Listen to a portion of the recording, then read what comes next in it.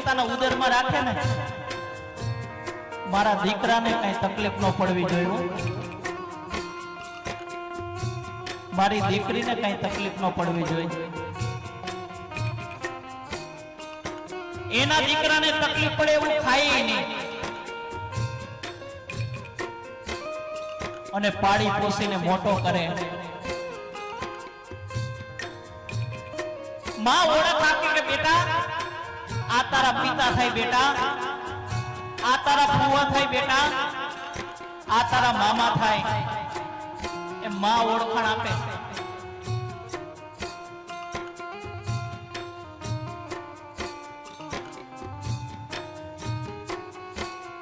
એક દીકરો એના મમ્મી પાસે ગયો, મમ્મી મમ્મી તું મારા મિત્રો આવે ત્યારે તું મને એમ કે મેં તારા માટે આ કર્યું, મેં તારા માટે આ કર્યું, મેં તારા માટે આ કર્યું. શું કર્યું મને કે? હું બધો જ હિસાબ ચૂકવી દેવા તૈયાર છું બાપ. તું જ્યારે હોય ત્યારે મારા મિત્રો સર્કલ આવે ને ત્યારે તું મને એમ કહેતો કે દીકરા મેં તારા માટે આ કર્યું, મેં તારા માટે આ કર્યું, પણ શું કર્યું?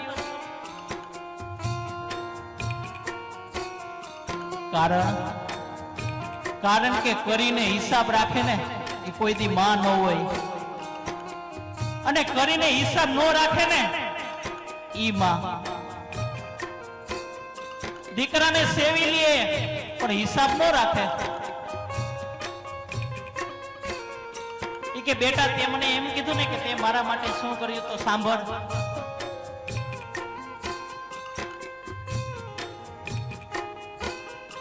મેં તને 9 મહિના સુધી ઉદરમાં રાખ્યો,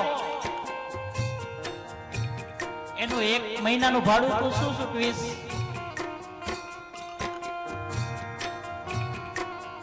મેં તને છાતીએ વળગાડીને અમૃત રૂપી દૂધ પાયું, એનું મને તું શું હિસાબ ચૂકવીશ?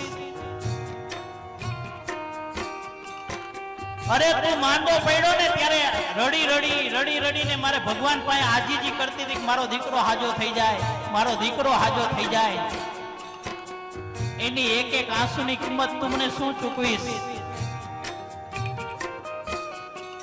અરે તું એ જવા દે, 5 કિલોનો પાણો લઈને તું પેટે બાંધ અને 9 મહિના રખડ, પછી તને ખબર પડશે કે માનું ઋણ શું કહેવાય.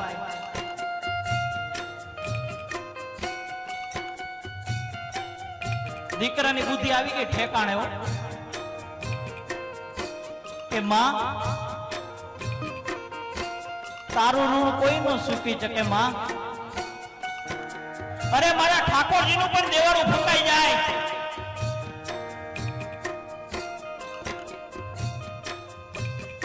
કારણ કે તમે જો તમારા મા બાપની સેવા કરશો ને,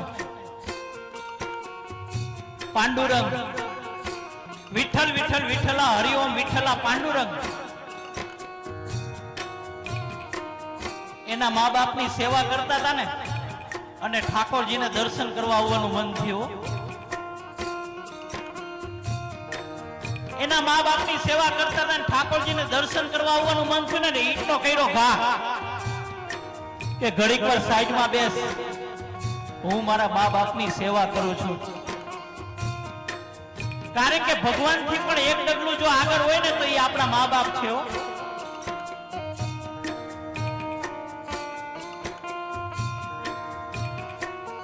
દ્વારકાધીશ ઈટ ઉપર બેઠા હતા, એના મા બાપની સેવા કરી લીધી ને પછી પાંડુરંગના દર્શન કર્યા. બાપ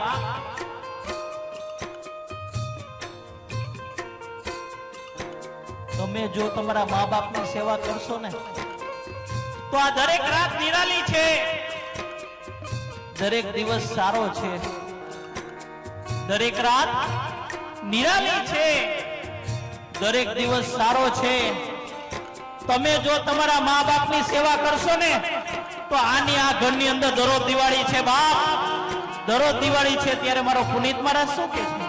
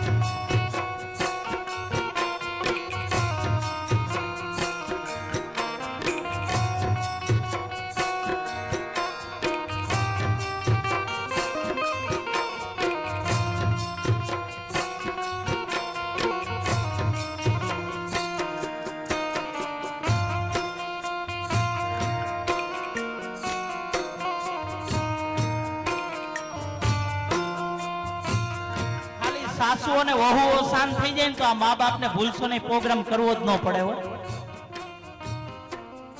કારણ કે ધરતીકંપના એપિસોડ બધા આ બાજુથી આવે છે હો. અમુક અમુક દાંત કાઢતા હોય મનમાં પણ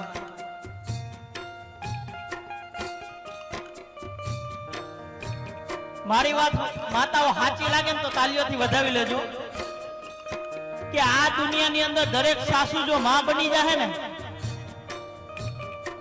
આ દુનિયાની અંદર દરેક સાસુ જો માં બની જાય અને વહુ જો દીકરી બનીને રહેવા માંડશે ને, તેથી આ મારા વડીલોની ઉંમર 50 વર્ષ વધી જાય. બાપ પાડો પાડો તાલીઓ પાડો.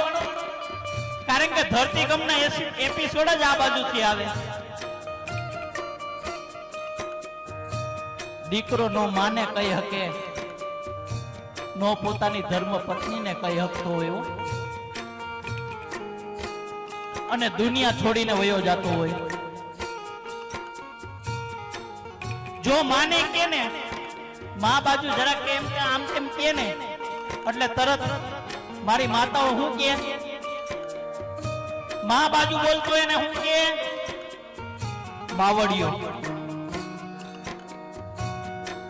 માનો ઉપરાણું એટલે માવડિયો. અને ધર્મ પત્ની બાજુ બોલે ને તો તમને બધાને ખબર જ છે એકેય બાજુ નો બોલી શક્યો. કારણ કે આજની અપ ટુ ડેટ વહુને સાસુ આઉટ ઓફ ડેટ લાગે. આજની અપ ટુ ડેટ વહુને સાસુ આઉટ ઓફ ડેટ લાગે.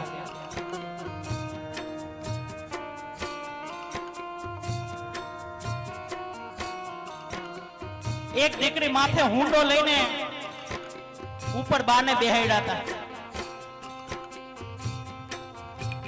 એટલે જોઈને એમ થયું કે નહીં, સાક્ષાત સતયુગ આવી ગયો. બાપ માથે ઊંડો હતો, એની અંદર બા બેઠા હતા. એટલે મેં કીધું બેન કોણ તમારા બા છે? કે ના રે ના. તો મેં કહું કોણ થાય તમારે? કે મારા હાહુમાં છે, આ ઉપર બેઠા નહીં.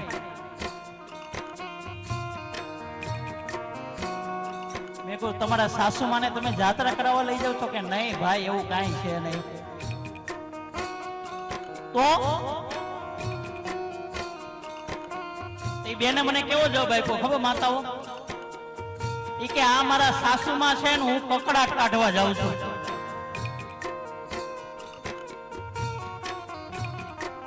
આજે કાળી 14 છે ને તો હું કકડાટ કાઢવા જાઉં છું.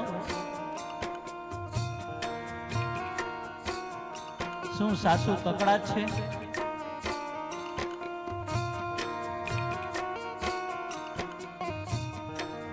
કારણ કે આનું આ સંતાન જેવું જોશે ને એવું કરશે.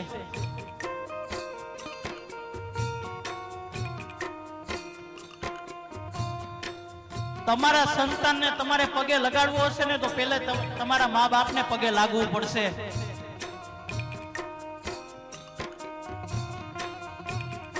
તમારા સંતાનને જો તમારે સેવા કરાવી હશે ને તો તમે પહેલા તમારા મા બાપની સેવા કરવી પડશે. કારણ કે આનું આ સંતાન જેવું જોશે ને એવું કરશે.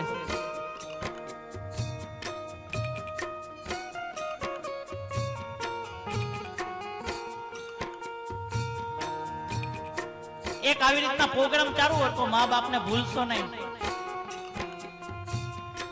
એક દીકરાના મગજમાં વાત બેહી ગઈ. તરત જ એના પપ્પાને જઈને પગે લાગવા ગયો ને એટલે એના પપ્પાએ કીધું કેમ ભાઈ? કે પપ્પા મારે તમને પગે લાગવું છે. તો કે કેમ? કે હું મા બાપને ભૂલશો નહીં પ્રોગ્રામ સાંભળીને આવ્યો ને મારી બુદ્ધિ ઠેકાણે આવી ગઈ. બાપ તો કે દીકરા 10 મિનિટ સાઈડ ઉપર બેસ.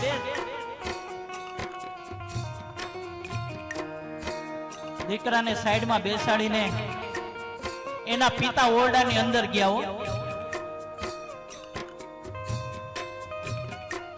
ઓરડાની અંદર તો ગયા અને 20 મિનિટ પછી પાછા આવ્યા. કે પપ્પા મારી 20 મિનિટ શું કામ બગાડી? પપ્પા મારી 20 મિનિટ શું કામ બગાડી? કે બેટા મેં તારી 20 મિનિટ નથી બગાડી. દીકરા મેં તારી 20 મિનિટ નથી બગાડી, પણ મારી 60 વર્ષની ઉંમર સુધારી લીધી હો મેં. તો કે કેમ? તું મને પગે લાગવા આવ્યો ને? તો કે હા, મારા મા બાપ મારા ઓરડાની અંદર હતા, ત્યાં હું પગે લાગી આવ્યો.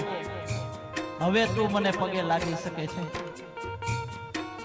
જો તમારા સંતાનને તમે પગે લગાડવા છે ને, તો પેલા લાયક બનવું પડશે બાપ. કારણ કે આનો આ સંતાન જેવું જોશે એવું કરશે, ઈ માનવું ભૂલશો નહીં. ત્યારે મારો પુનિત પારસ શું કહે છે?